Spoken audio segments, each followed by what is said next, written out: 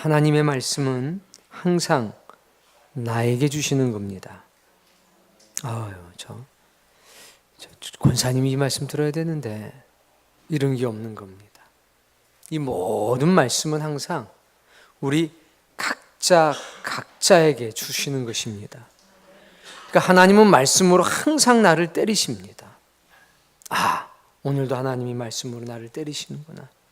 근데 말씀으로 진리로 때릴 때는 죽는 역사가 나타나는 게 아니라 사는 역사가 나타나는 겁니다. 근데 간혹 믿음이 미성숙한 어떤 사람은 1년 365일 괜찮다가 문득 하루 이렇게 얘기합니다. 목사님이 쳤다 나 오늘. 364일은 안 치다가 하루 친 게 아니라 매일 하나님은 말씀으로 우리를 때리시는 겁니다. 이건 누가 들어야 돼? 이건 누가 들어야 돼?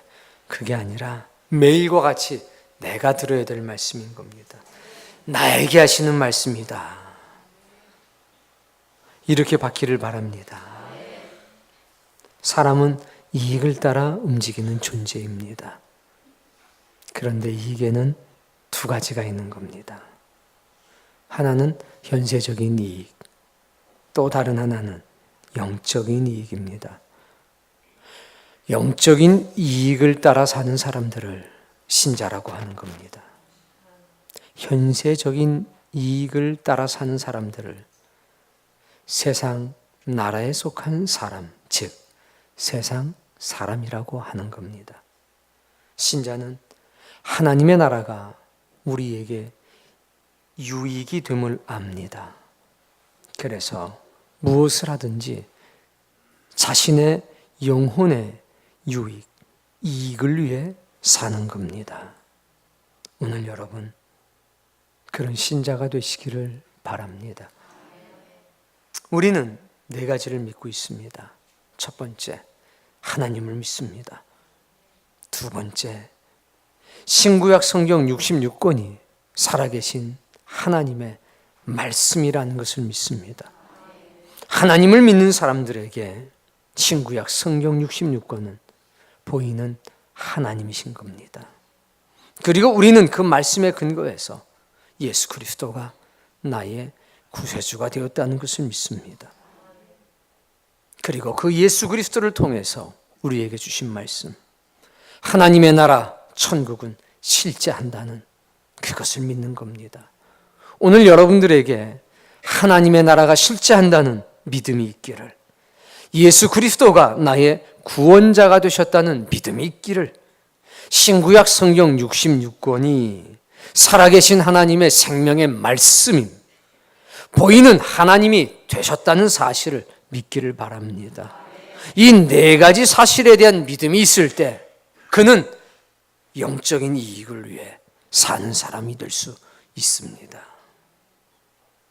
이 땅은 죽음의 땅입니다. 생명나무가 부재한 땅이다 이겁니다. 그래서 저주받은 땅입니다. 경작해야, 땀 흘려야 먹고 마실 수 있는 세상이 되었습니다. 죄의 증상이 가득한 땅이 되었습니다. 죽음, 질병, 노화, 노동의 형벌, 출산과 양육의 고통이 가득한 곳, 그것이 이 땅입니다. 너무 이 땅에서 산 지가 오래돼서 하나님의 나라를 잊고 살았습니다. 하나님께서는 교회를 통해서 하나님 나라에 대한 소망을 회복시키는 겁니다. 예수 그리스도가 이 땅에 오셔서 하신 일도 바로 그거였습니다. 하나님 나라에 대한 소망, 그것을 회복시키셨습니다. 하나님의 나라는 어떤 땅입니까? 에덴으로의 회복이 이루어지는 땅입니다. 그 땅은 생명나무가 있는 땅입니다. 그 땅은 생명수가 흐르고 있는 땅입니다. 죄와 사망이 없는 땅입니다. 당연히 죄의 증상이 지배할 수 없는 땅입니다. 그래서 영원히 기뻐하고 영원히 즐거워할 수 있는 땅입니다. 봐라, 처음 것들이 지나갔으니 이전 것은 기억나거나 생각나지 아니할 것이라. 다시는 사망이 없을 것이고 애통하는 일이나 곡하는 일이 다시 있지 아니하리니 처음 것들이 다 지나갔습니다. 그 나라에서는 날수가 적어서 죽는 일이 없을 것이고 내 백성의 수하는 나무의 수환과 같을 것이라. 그것이 하나님의 나라입니다. 지옥이 어떤 것입니까? 유대인들은 지옥이 얼마나 무섭고 두려운 곳인지를 잘 알고 있었습니다. 그래서 지옥이라고 하는 말이 나오면 항상 한 글자가 따라 붙었습니다. 지옥, 불. 이 지옥은 꺼지지 않는 불 속에서 살아야 되는 곳입니다. 구더기도 죽지 않는 곳입니다. 모든 기억이 되살아나서 고통의 창이 되는 곳입니다. 물 한 방울도 마실 수 없는 곳. 이러한 형벌이 계속되는 곳. 그곳이 바로 지옥입니다. 성경은 주님을 통해서 하나님의 나라와 지옥에 대한 여러 가지 증언을 하고 있습니다. 하나님의 나라의 실제를 믿는다는 것은 지옥도 믿는 겁니다. 그래서 지옥의 두려움을 깨닫고 천국의 소중함을 깨닫고 하나님 나라의 백성답게 살아가는 것, 그것이 바로 신앙입니다. 오늘 여러분이 올바른 신앙인 되기를 원합니다. 주님의 시대에 바리새인들과 사두개인들에 의해서 하나님의 말씀이 오해됐습니다. 살리기 위해서 주신 하나님의 말씀을 가지고 정죄하는 일이 발생되었습니다. 가난함은 저주이자 신의 형벌로 여겨지기 시작합니다. 부요함은 하늘의 복으로 인식되기 시작합니다. 질병은 저주가 되고 형벌이 되었습니다. 장수, 무병장수는 하나님의 복이 되었습니다. 인과 응보의 교리 때문에 이런 잘못된 사상이 유대 사회를 지배하고 있었던 것입니다. 그 시대에 예수님께서는 오셔서 말씀합니다. 하나님의 말씀의 의미를 되새기는 겁니다. 되살리시는 겁니다. 가난도 문제가 안 되고 부유함도 문제가 안 된다. 그것은 일면에 불과하다. 그래서 말씀한 겁니다. 가난한 사람이 복이 있다. 애통하는 사람이 복이 있다. 박해받는 사람이 복이 있다. 화평케 하는 사람이 복이 있다. 그 주님의 말씀을 듣는 사람들, 종교로부터 쫓김받은 사람이었습니다. 귀신 들렸다고 내쳐지고, 질병이 들었다고 내쳐지고, 가난하다고 내쳐지고, 하나님의 말씀을 배우거나 공부할 기회조차도 배제되어 버린 사람들이었습니다. 그런데 주님은 그들을 부르셨습니다. 내게로 와라. 내가 너희를 쉬게 하리라. 나의 멍에는 쉽고 너의 멍에는 무거우니 내 짐을 나에게 내려놓고 나와 함께 멍에를 지자. 그리고 내게 배워라. 그런데 문제가 있었습니다. 따라해 봅시다. 지옥에 대한 오해가 있었다. 천국에 대한 오해가 있었다. 유대인들은 태어나면서부터 하나님의 백성들이었습니다. 특별한 경우가 아니라면 13살이 되면 모세오경을 다 외웠습니다. 특별한 경우가 아니면 하루에 5번씩 기도했습니다. 하나님의 존재에 대해서 의심하지 않습니다. 신앙의 열심, 대단한 사람들이었습니다. 그런데 오해가 있었습니다. 잘못된 구원관을 가지고 있었다는 겁니다. 주님이 그래서 말씀하십니다. 만일 네 손이 너를 범죄하게 하거든 네 손을 찍어버려라. 장애인으로 영생에 들어가는 것이 두 손을 가지고 지옥 꺼지지 않는 불에 들어가는 것보다 나으니라. 아이러니하게도 하나님의 나라를 소망하는 그 사람들이 하나님의 나라보다 더 소중하게 생각하는 게 있었으니 자신의 손이었습니다. 왜? 장애가 생기면 하나님의 나라로부터 제외가 되는, 신에게 저주와 형벌을 받은 사람이 돼서 영생을 누릴 수 없다라고 하는 생각에 사로잡혔기 때문입니다. 두 발도 마찬가지였고 눈도 마찬가지였습니다. 그들은 지체 장애에 앉게 되는 순간 하나님의 나라부터 제외가 된다고 생각했습니다. 그러니 손과 발이 귀했습니다.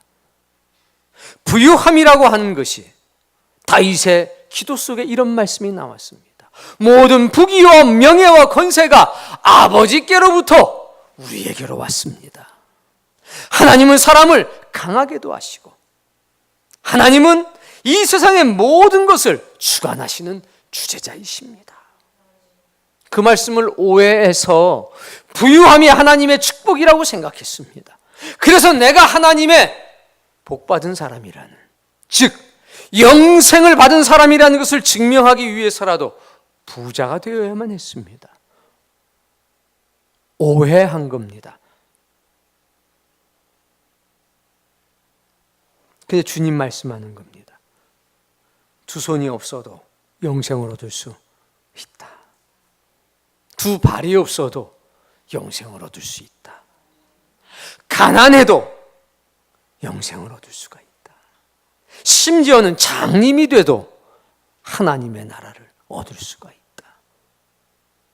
유대인들이 가지고 있던 바리새인들과 사두개인들에 의해서 심어진 잘못된 사상, 인과 응보의 교리로는 이해할 수 없는 말씀을 선포한 겁니다. 그들은 손이 있고 발이 있으면, 부유함이 있으면 하나님의 나라를 갈 거라고 생각한 겁니다. 지옥은 내 문제가 아니라고 생각한 겁니다. 근데 주님은 말씀하는 겁니다. 두 손이 있어도, 두 발이 있어도, 장애가 없어도, 무병장수해도 지옥에 갈 수가 있다.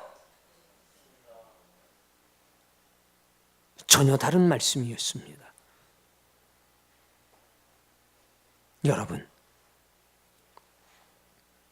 오늘 거지 나사로와 한 부자의 예화는 그냥 나온 말씀이 아닙니다. 누가 천국에 가겠느냐? 어떻게 해야 하나님의 나라에 가겠느냐? 여기에 대한 오해가 너무 깊어서 예수님께서 그 깊은 오해 속에 살고 있는 자들에게 던지신 사랑의 외침입니다.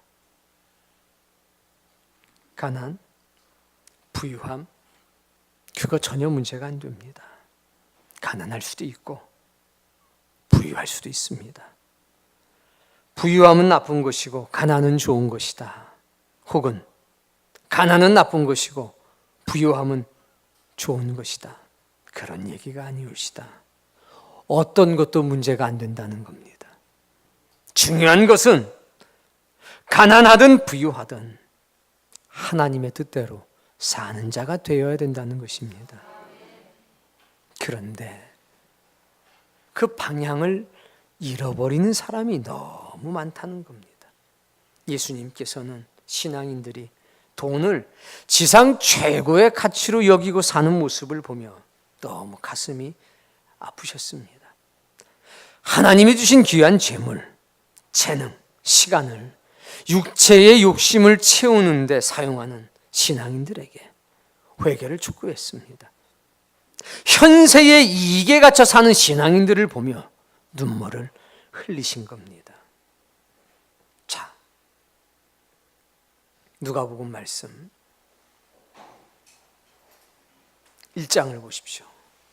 또한 제자들에게 이르시되 16장 1절입니다. 해가지고 청지기, 옳지 않은 청지기의 비유가 쫙 시작이 됩니다. 그런데 이 비유가 시작되기 전에 15장에 어떤 일이 있었습니까? 잃어버린 양을 찾는 목자의 비유. 99마리의 양을 내버려 두고 한 마리의 잃어버린 양을 찾으러 나갔던 주님의 이야기가 있었습니다. 10 드라크마가 있었는데 하나를 잃어버린 사람이 잃어버린 그 하나를 찾은 뒤에 잔치를 베푸는 여인의 모습이 기록이 되었습니다. 이 두 가지 비유의 특징이 뭔지 아십니까? 비용이 많이 발생한다는 겁니다. 99마리를 양우리에 두고 잃어버린 한 마리를 찾기 위해서 방황하는 한 목자의 모습이 나옵니다. 잃어버린 한 드라크마를 찾은 다음에 잔치를 베풉니다. 하나를 찾은 소득보다 잔치하는 비용이 훨씬 더 많이 드는 겁니다. 잃어버린 아들을 되찾은 아버지의 비유가 나옵니다. 이 둘째 아들은 재산을 미리 상속받아서 다 탕진하고 돌아왔습니다. 그랬더니 그 아들이 저 멀리서 오는 모습을 보고 아버지가 달려갑니다. 그리고 잔치를 베풉니다. 그걸 보고 있던 큰아들이 뭐라고 그럽니까? 아버지, 언제 나에게 잔치 한번 베풀어 주신 일이 있습니까? 나는 뼈 빠지게 일만 했는데. 뭐에 대한 이야기입니까? 돈에 대한 얘기입니다. 예수님, 아버지가 아들한테, 큰아들, 뭔 걱정이야, 이거 다 네 건데. 근데 큰아들에겐 그게 별로 감동이 안 됩니다. 그리고 나서 이 16장입니다. 15장에서 내용이 뭡니까? 하나님 백성답게 살라는 겁니다. 하나님 나라를 유업으로 받을 사람들은 그렇게 살아야 된다는 겁니다. 잃어버린 양을 찾으려고, 잃어버린 한 드라크마를 찾기 위해서 탕자를 위에 잔치를 베풀 수 있는 사람으로 살라는 겁니다.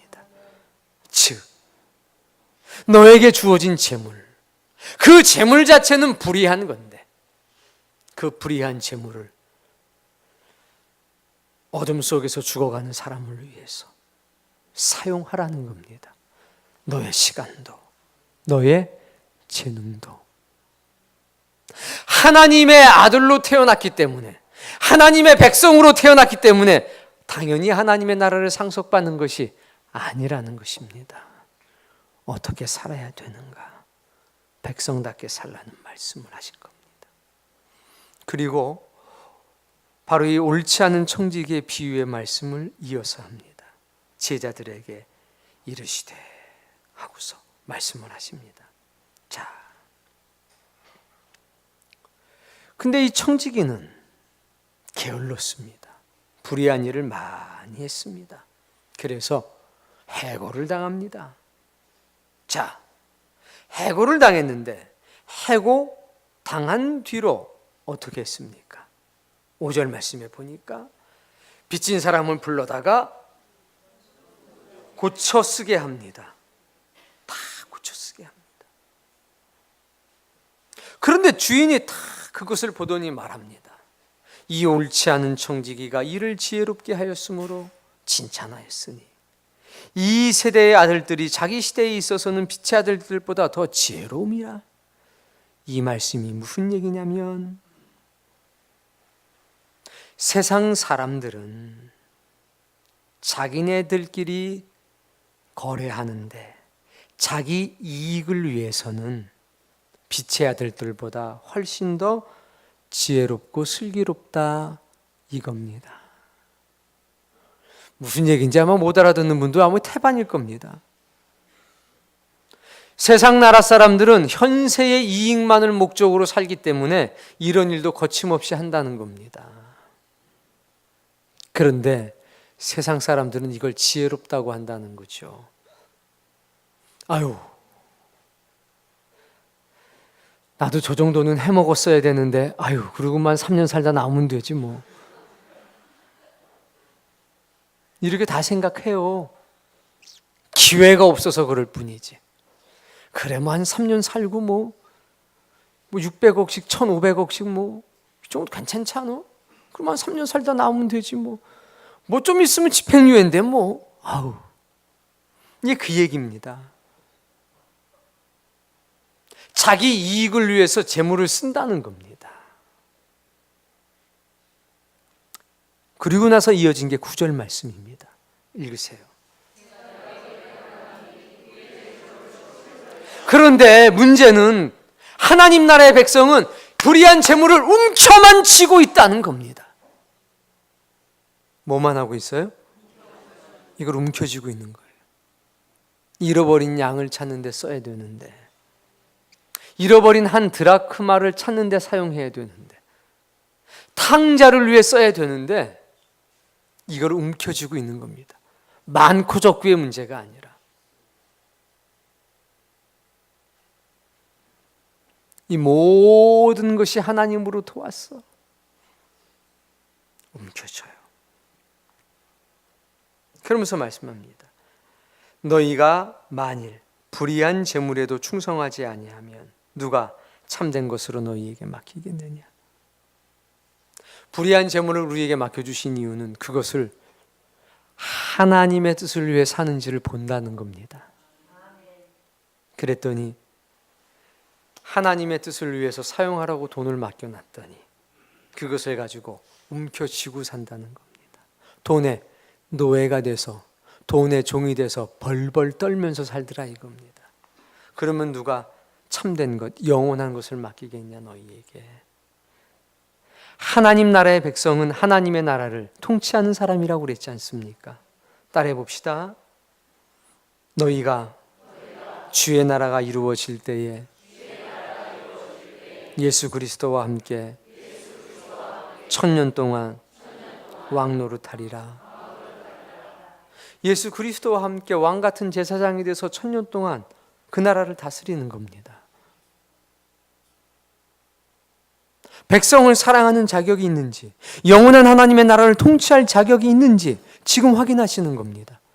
자격이 돼야 물려줄 거 아닙니까? 그래서 불의한 재물을 맡기신 겁니다. 어떻게 사용하는지 보는 겁니다. 그것을 위해서 살아가는지, 그것을 가지고 선한 일을 위해 사용하는지를 보는 겁니다. 봤더니 그것을 위해 사는 겁니다. 재물을 위해서. 재물을 가지고 사람을 살리는 데 쓰는 것이 아니라, 시간을 가지고 사람을 살리는 데 쓰는 것이 아니라 현세적인 이익과 욕구를 위해 살더라 이겁니다. 아이고, 넌 아직 안 됐구나. 그 얘기하는 겁니다. 13절.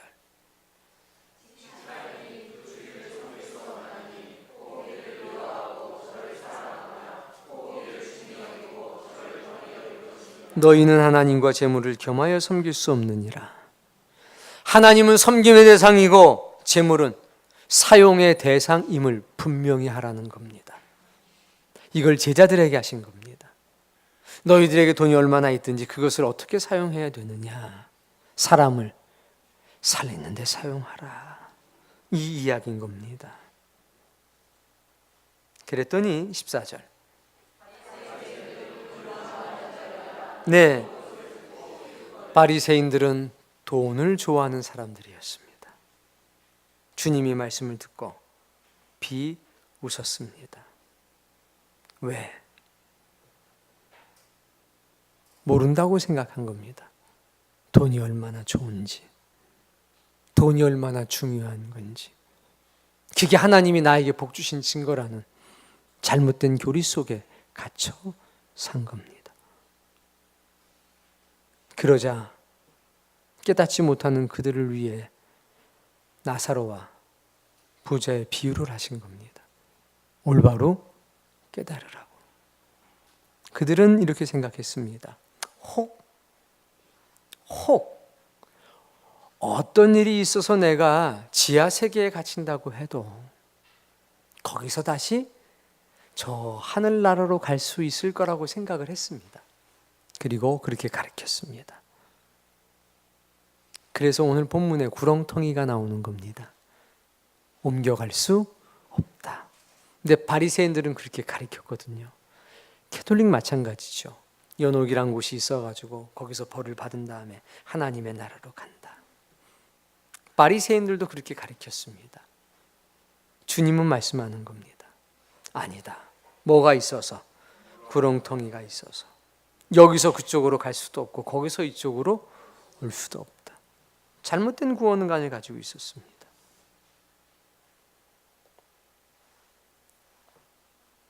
이 말씀을 통해서 여러분 온전히 깨닫게 되기를 바랍니다. 사실 오늘 본문에는 지옥과 천국의 자세한 얘기는 없습니다. 왜? 대부분의 유대인들은 잘 알고 있기 때문에. 여기서 강조하는 것은 기본적으로 천국, 지옥, 그리고 더 중요하게 강조한 것이 뭐냐? 어떻게 해야 천국에 가는가? 어떤 사람이 지옥에 가는가였습니다. 이미 하나님의 자녀가 된 사람들이 해야 할 일을 하지 않고, 즉 영혼의 유익을 구하지 않으면 지옥에 갈 수 있다는 사실을 보여줍니다. 바리새인들은 지옥 안 간다고 생각한 겁니다. 이 예화는 비유가 전혀 들어가 있지 않습니다. 실제적인 사실입니다. 하나님의 자녀들이 반드시 하나님의 나라에 들어가야 된다고 외치시는 주님의 음성을 듣고 그 말씀대로 사는 여러분이 되기를 바랍니다. 손이 중요한 게 아니라는 겁니다. 발이 중요한 게 아니라는 겁니다. 즉 현세의 이익이 중요한 게 아니라는 겁니다. 중요한 것은 영원한 생명을 얻을 수 있겠는가? 하나님의 나라가 이 땅에 이루어질 때에 그것을 유업으로 받을 수 있겠느냐는 겁니다. 부자와 나사로의 비유를 통해서 우리가 알 수 있는 게 있습니다. 사람은 죽는다는 것입니다. 돈이 죽음을 막을 수 없다는 겁니다. 재물이 지옥에 가는 것을 막을 수 없다는 겁니다. 근데 유대인들은 돈이, 재물이 죽음도 유예시키고 지옥으로부터도 건져줄 거라고 착각한 겁니다. 그런 착각이 우리 중엔 없어야 합니다. 아브라함을 아버지라고 부르는 사람도 지옥에 갈 수 있다는 것을 알려주고 계십니다. 그리고 사람들끼리 부르는 이름이 아니라 하나님이 부르시는 이름이 얼마나 중요한지를 말씀해 주고 계십니다. 자, 그러면 바리새인들은 예수님을 조롱하고 있습니다. 그들은 돈을 좋아하는 사람이기 때문에. 이쪽엔 제자들이 있습니다. 그들은 하나님께 헌신돼서 잃어버린 양 한 마리를 찾기 위해서 헌신하겠다고 다짐한 사람들입니다. 자, 그러면 바리새인들이 들을 때에, 제자들이 들을 때에 나사로는 누구라고 생각이 들겠습니까? 그럼 부자들은 누구라고 생각이 들겠습니까? 여러분의 생각엔 지금 그 말씀을 듣는 사람이 제자들하고 바리새인들 그리고 일단의 무리들이 있습니다. 쭉 비유의 말씀을 하시다가 바리새인들이 비우는 것을 보시고 부자와 나사로 얘기를 하십니다. 그럼 당연히 제자들은 부자가 누구라고 생각할 겁니까? 그럼 바리새인들은 당연히 나사로가 누구라고 생각을 하겠습니까? 여러분도 그렇게 생각하니 그 사람들도 그렇게 생각했겠지요. 여기 돈 많은 부자는 돈을 좋아하는 사람들입니다. 이 당시로 보면 문장 안에서는 바리새인들, 일주일에 2번씩 금식했던 사람들, 하루에 5번씩 기도했던 사람들, 경건의 모양을 갖추고 살아갔던 사람들, 그러면서 돈을 좋아했던 사람들.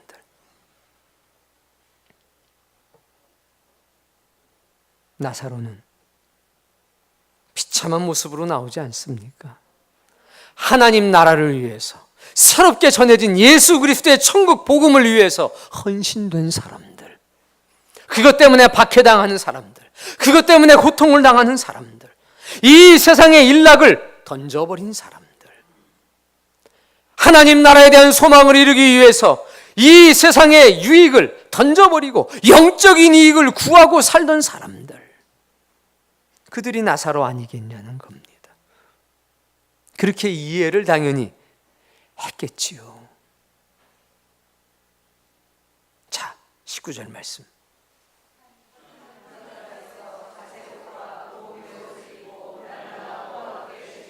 자, 부자가 있습니다.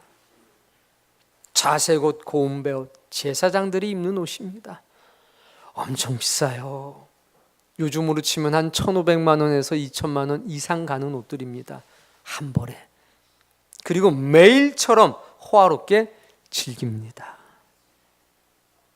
그런데 나사로는 거지였고 헌데투성이 피부병이 있었고 그 부자의 대문 앞에 버려진 채 부자의 상에서 떨어지는 것을 먹으려고 했습니다. 공평합니까? 불공평합니까? 다시, 공평합니까? 불공평합니까? 옛날에도 이랬고 지금도 이렇습니다. 이 세상의 3분의 1은 배가 고파서 죽습니다. 이 세상의 5분의 1은 배가 너무 불러서 죽습니다. 예나 지금이나 똑같습니다. 주님은 우리가 항상 볼 수 있는 불평등한 세상, 그 모습을 그대로 보여주시는 겁니다. 그런데 문제가 생깁니다. 장면이 갑자기 바뀌어요. 이 세상 나라에서 영적인 세상으로 갑자기 장면이 척 전환이 됩니다.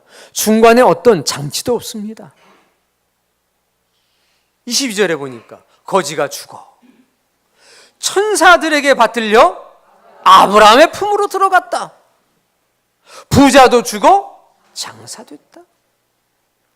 재미있는 건 거지는 죽으니까 천사가 데리고 가는데 부자는 죽으니까 장례를 치르네요. 사람들이 볼 땐 장례를 성대하게 치르는 사람이 아이고 복도 많어 그러겠지만 하나님 나라에선 사람들이 울어주고 슬퍼해주는 거 아무 소용없습니다. 링컨 리무진을 타고 가나 그냥 길가에서 이름 없이 죽어가나 하나님에게는 관심이 없다는 겁니다. 중요한 것은 천사가 그를 데리고 하나님의 나라로 가느냐 아니면 천사들의 손에 의해서 버림을 당하느냐가 중요한 것 아닙니까? 여러분의 시선을 바꿔야 합니다. 시각을 바꿔야 합니다. 관점을 바꿔야 하는 겁니다. 그게 하나님의 사람입니다. 그런데 바리새인들은 화려한 장사, 이거 좋아했다는 겁니다. 여러분, 본질이 뭔지를 아셔야 합니다. 누가 돌아가셨어도 아버지여 이 영혼을 주님께 맡깁니다. 그러면 그만인 것이지. 그 뒤에 그 육신을 어떻게 취급하느냐가 우리의 인생을 좌우할 수 있겠습니까? 기억하십시오.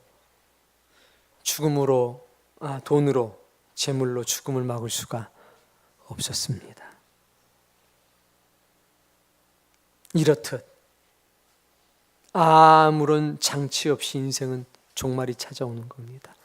갑자기.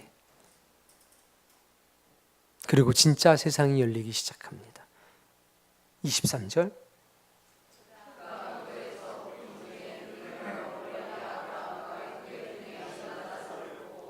음부의 고통 가운데, 지옥의 고통 가운데 봅니다. 나사로를 봅니다. 지옥에서는 모든 기억이 되살아나는 곳입니다. 내가 왜 여기 오게 됐는지, 모든 기억이 되살아납니다. 그리고 그 기억이 고통의 창이 되어서 나를 찔러대는 겁니다. 그때 내가 왜 그랬을까? 그때 내가 왜 그랬을까? 나사로를 봅니다. 아버지 아브라함이여, 나를 긍휼히 여기소서. 나사로를 보내요. 그 손가락 끝에 물을 찍어 내 혀를 서늘하게 하소서.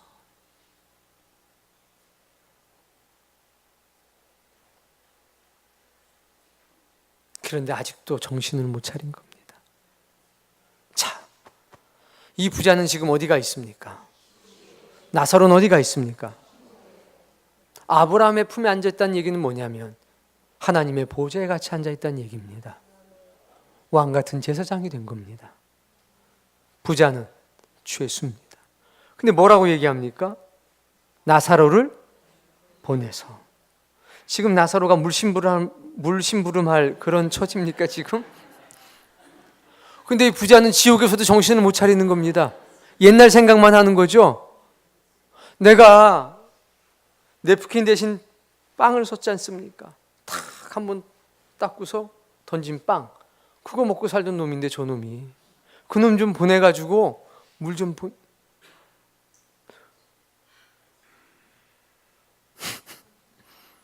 그 나라 다르다는 얘기입니다. 근데 아직도 정신 못 차렸다는 얘기입니다. 아직도 나사로를 좀 보내가지고.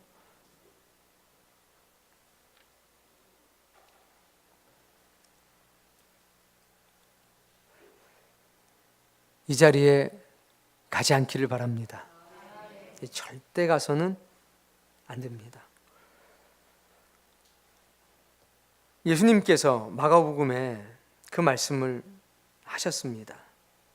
우리 마가복음 말씀 9장입니다. 48절 49절. 마가복음 9장 48절 49절 있습니다.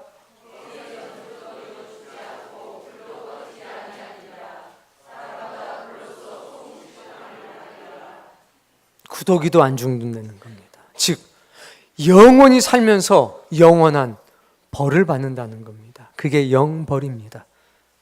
그리고 마치 그 김장 배추에 소금을 이렇게 해놓으면 소금이 다 세포 속으로 다 스며들어서 풀이 죽는 것처럼 불이 우리의 세포 속에 다 와서 우리 안에서 탄다는 겁니다. 그런 고통을 영원히 받는 곳, 지옥불이 영원히 꺼지지 않은 곳, 그곳이라는 겁니다. 주님은 이 말씀을 왜 하십니까? 가지 말라고 하는 겁니다. 근데 지금 부자는 거기에 갔습니다. 부자가 왜 갔을까? 우린 그 생각을 해봐야 합니다. 부자가 낭비해서 간 것이 아니라는 겁니다. 부자는 나쁜 일은 하지 않았습니다. 따라해 봅시다. 그러나 해야 할 일을 하지 않았다. 지옥은 나쁜 일을 하는 사람이 가는 게 아닙니다. 천국을 가지 못하면 지옥을 가는 겁니다. 그래서 해야 할 일을 하지 않으면 지옥에 가는 겁니다. 안 한 일이 뭔데요? 가난한 자가 앞에 있었습니다. 병든 자가 있었습니다. 죽어가는 사람들이 있었습니다. 이 부자는 쫓아내지도 않았습니다. 오히려 자기가 불필요한 빵은 먹도록 그냥 주워 먹게 내버려 뒀습니다. 때린 적도 없습니다. 나쁜 짓은 안 했습니다. 그러나 하나님이 주신 재물을, 그 불의한 재물을, 썩어질 재물을 사람을 살리는 데 못 쓰고 자기 자신만 위해 썼다는 겁니다. 하나님 나라의 백성으로 잃어버린 한 마리 양을 찾으러 돌아다녔어야 되는데 찾으러 다니지 않았다는 겁니다. 10드라크마가 있었습니다. 이거는 신부에게 주는 예물입니다. 돈의 가치가 아니라 이 10개가 모여야 혼인의 징표가 되는 겁니다. 그 중에 하나를 잃어버렸습니다. 그래서 그걸 찾으려고 한 겁니다. 찾자. 드라크마 하나의 가치보다 더 많은 돈을 들여서 혼인 징표를 찾았기 때문에 잔치를 베푼 겁니다. 나 혼자 가는 천국이 아니니까, 나 혼자 가는 하나님의 나라가 아니니까, 잃어버린 사람을 찾아가는 천국이니까. 그 기쁨을 얻기 위해서 시간을 쓰는 것, 그게 하나님 나라의 백성, 천국을 소유하는 사람이라는 얘기입니다.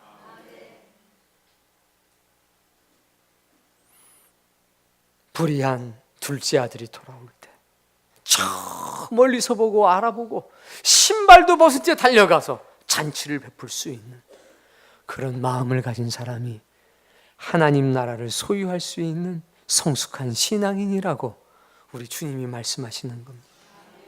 근데 이 부자는, 이 이름 없는 부자는 재물을 자기를 위해서만 썼습니다.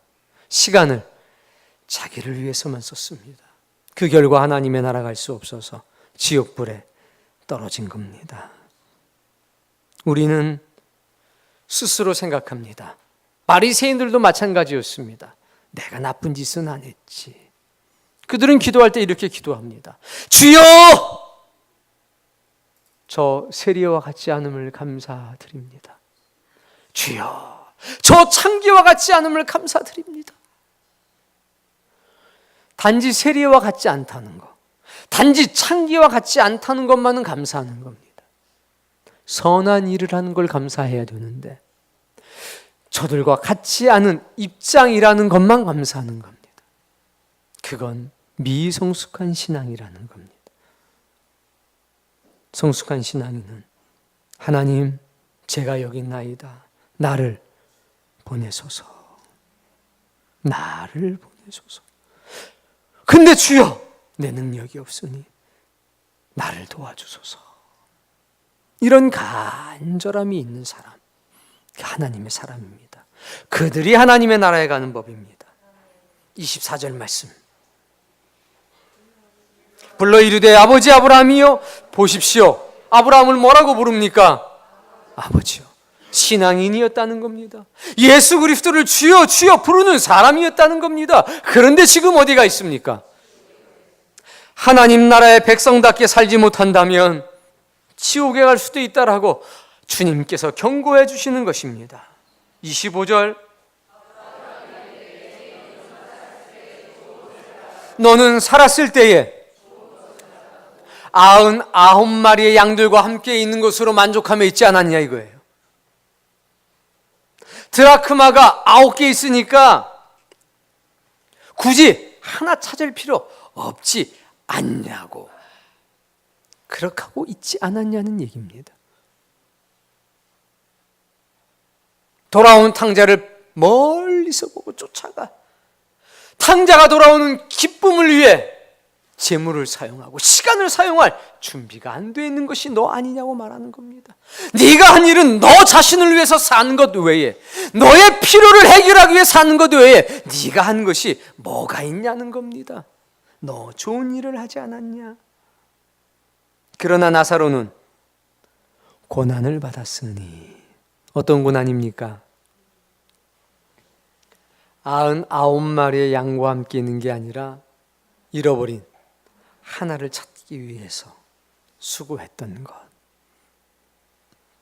어디에 떨어진지 알 수 없는 그 드라크마를 찾기 위해서 장롱도 옮기고 소파도 옮기고 여기저기를 다 전국 방방곡곡 춘천 구석구석을 돌아다녔던 그런 수고와 고생을 한 거 아니냐 이겁니다. 나 먹을 송아지는 없어도 은혜 안에 돌아온 사람을 위해서 송아지 한 마리를 잡을 줄 알았던 그 사람이 나사로 아니냐고 말씀하는 겁니다. 나사로는 고난을 받았으니.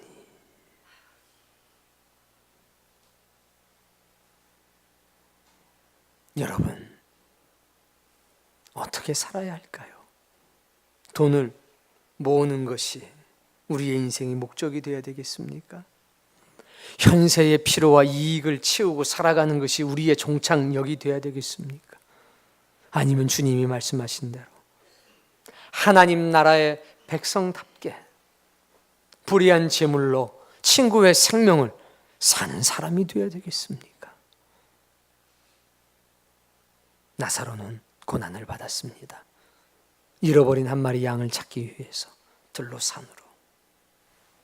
잃어버린 한 드라크마를 찾기 위해서 온 지방 구석구석을 하루 종일 찾았습니다. 자기도 한 번도 먹어본 적이 없는 것을 돌아온 탕자를 위해서 사용하는 것. 그것이 하나님 나라의 백성의 모습이라는 겁니다.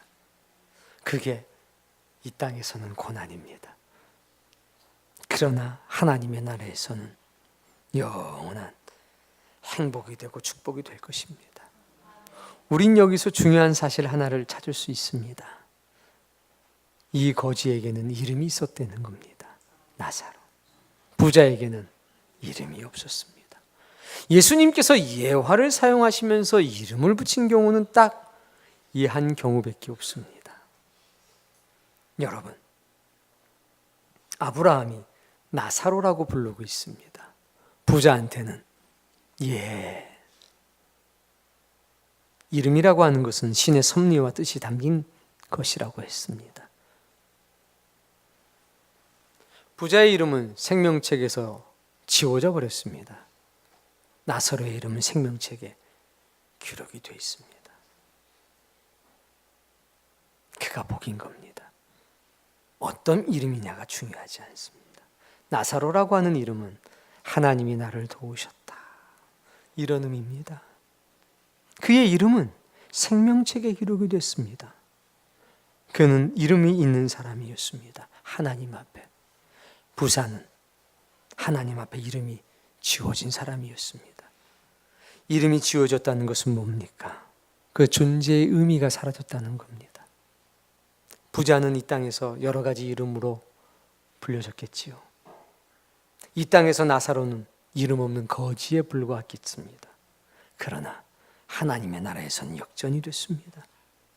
너희의 이름이 생명책에 기록된 것으로 기뻐하라.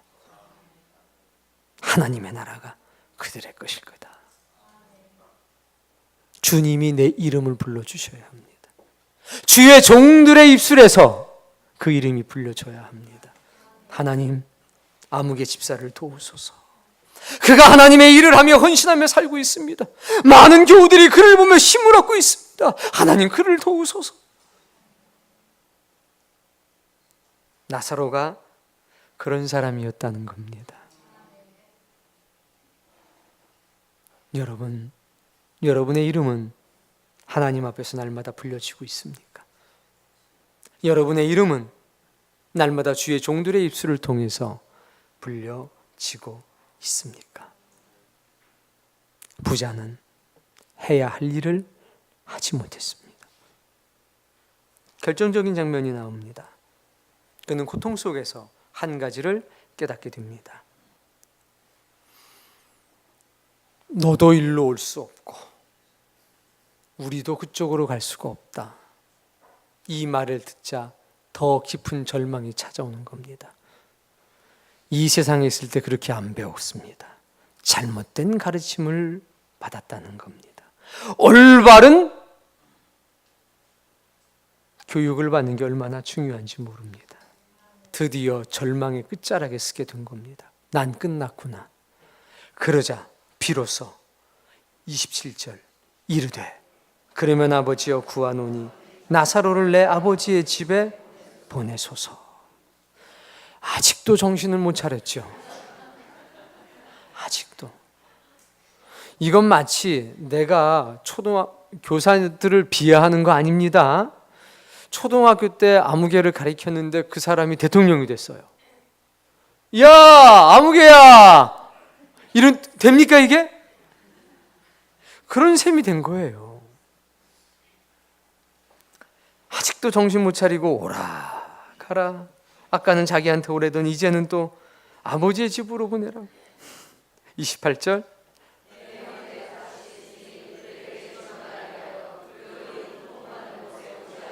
이 고통받는 곳에 오지 않게 하소서. 29절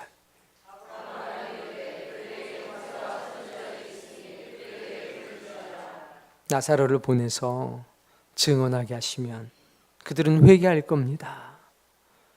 아브라함이 뭐라고 말합니까? 야, 주의 종들이 있으니까 염려 마라.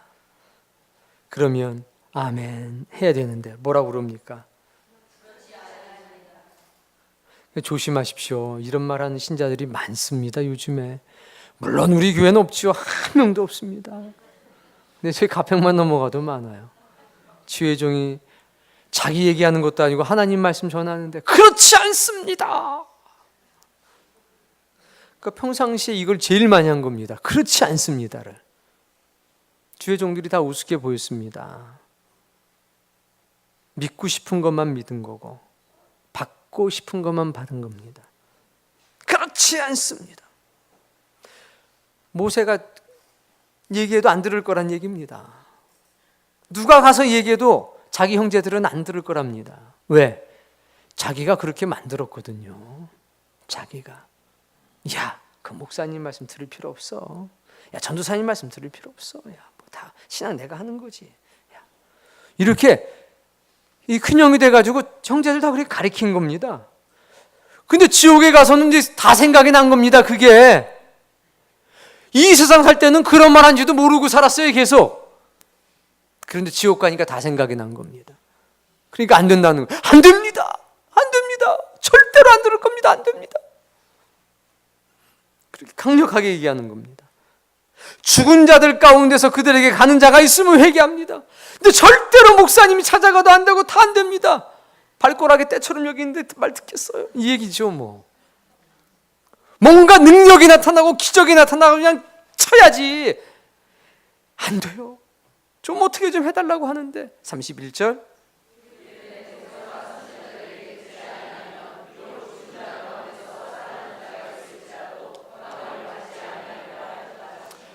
그 종이 올바르게 가르치는 종이라면 신대원 이제 막 졸업한 27살짜리 말도 어벙벙한 총각 전도사가 말씀을 전해도 그 말씀 들어야 살아. 이 얘기 아닙니까? 나이가 드셔가지고 70이 넘어가지고 힘없이 설교하시는 목사님이 계셔도 그 말씀 들어야 살아. 이 말씀 아닙니까? 올바르게 그분들이 가르쳐 준다면, 잃어버린 양을 찾기 위해 헌신하는 주의 종들이라면 그분들 말씀을 들어야 돼. 기적과 능력으로 변화되는 게 아니야. 믿음은 하나님의 말씀을 듣는 데서 생기는 거야. 너 해야 할 일 안 해서 여기 온 거 아니야. 그 중에 가장 대표적인 게 뭡니까? 해야 할 일 안 한 것 중에 주의 종들을 공경하지 않았다는 겁니다. 주의 종들을 공경하지 않으니까 당연히 말씀도 안 들리죠. 사랑하는 성도님, 해야 할 일을 알기 위해선 올바르게 배워야 합니다. 올바른 지식 중요합니다. 영적인 유익을 구하며 사는 일 매우 중요합니다. 우리가 천국과 지옥을 들은 자가 되어서는 안 됩니다. 믿는 자가 되어야 합니다. 그리고 정확하게 천국을 알고 정확하게 지옥을 알아야 합니다. 그래야 우리는 놀라운 변화와 위대한 결단을 할 수 있다는 겁니다. 대충 안 됩니다. 부자 대충 알았습니다. 대충 알았기 때문에 자기 마음대로 산 겁니다. 우리는 대충 아는 사람이 아니라 확실한 지식을 통해서 확실한 변화와 확실한 결단을 이루는 사람이 되기를 바랍니다. 여러분, 오늘 주님 안에 바로 서기를 바랍니다. 누구나 가난을 좋아하는 사람은 없습니다. 믿든지 안 믿든지. 그러나 가난한 사람은 저주받은 사람이고 천국과 멀어진 사람이라는 통념을 주님이 깨지 않습니까? 문제는, 포인트는 이겁니다. 가난함이 하나님의 뜻대로 사는 우리를 막을 수 없다. 동시에 부유함이 짐이 되어서 우리를 막을 수도 없다. 우리는 어떤 처지, 어떤 형편에 살든지 하나님의 말씀의 요구를 이행하며 사는 사람이 되어야 되겠다. 즉 하나님 나라의 백성으로 사는 사람이 되며 불의한 재물로 친구의 생명을 살 수 있는 하나님의 사람이 되어야 되겠다. 이 놀라운 깨달음이 오늘 여러분들에게 있기를 바랍니다. 그래서 영적인 유익을 위해 사는 사람이 되십시오. 하나님의 나라가 여러분 앞에서 멀지 않을 것입니다. 주여, 우리를 도우소서.